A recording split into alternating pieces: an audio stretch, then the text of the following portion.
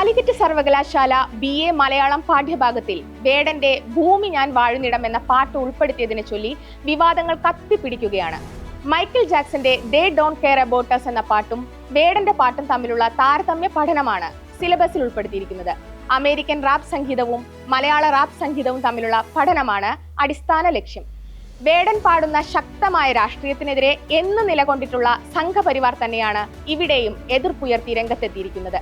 അങ്ങനെയൊക്കെ വിവാദമാക്കും മുൻപ് താരതമ്യം ചെയ്യപ്പെടാനുള്ള ഉള്ളടക്കം ഈ പാട്ടുകളിൽ ഉണ്ടോ എന്നല്ലേ ആദ്യം അറിയാൻ ശ്രമിക്കേണ്ടത്.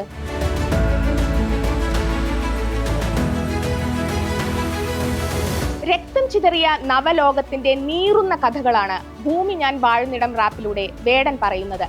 അഭയാർത്ഥി ജീവിതത്തിനിടെ ലോകത്തിന് വേദനയായി മാറിയ ഐലൻ കുർദി, ചൈനയിലെ ഉയ്ഗൂർ മുസ്ലിം വംശഹത്യ, മ്യാൻമറിലെ റോഹിംഗ്യൻ കുരുതി, തമിഴ് പുലികളുടെയും പലസ്തീൻ ജനതയുടെയും പോരാട്ടം, അമേരിക്കൻ ലാറ്റിൻ ആഫ്രിക്കൻ നാടുകളിലെ സ്വാതന്ത്ര്യ പോരാട്ടങ്ങൾ, വെള്ളക്കാരനായ പോലീസുകാർ പിടലിയിൽ കാൽമുട്ടമർത്തി ഞെരിച്ചുകൊന്ന ജോർജ് ഫ്ലോയിഡ്, ഇവയെല്ലാം വേടന്റെ ശക്തമായ വരികളിൽ നിറഞ്ഞു നിൽക്കുന്നു. സ്വത്വം, സംസ്കാരം, ശബ്ദം എന്നിവയെല്ലാം മായ്ച്ചു കളയപ്പെട്ടവരുടെ ചരിത്രാവസ്ഥയാണ് വേടൻ റാപ്പുകളിലൂടെ പുനരാവിഷ്കരിക്കുന്നത്.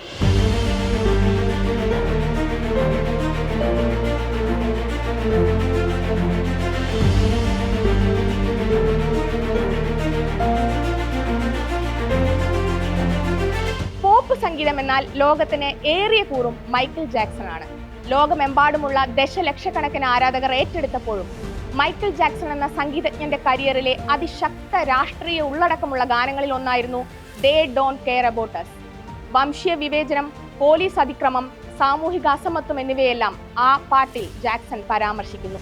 സാധാരണക്കാരുടെ പ്രശ്നങ്ങളെ ഭരണകൂടവും അധികാരികളും അവഗണിക്കുന്നതാണ് ഈ റാപ്പിന്റെ അടിസ്ഥാന പ്രമേയം. മുൻവിധികളെയും വെറുപ്പിനെയും വേദനകളെയും കുറിച്ച് സംസാരിക്കുന്നതും സാമൂഹിക രാഷ്ട്രീയ പ്രശ്നങ്ങളിലേക്ക് ശ്രദ്ധ ക്ഷണിക്കുന്നതുമാണ് തന്റെ പാട്ടെന്നാണ് മൈക്കിൾ ജാക്സൺ തന്നെ ദേ ഡോണ്ട് കെയർ അബൌട്ട് അസിനെ പറ്റി പറഞ്ഞിട്ടുള്ളത്.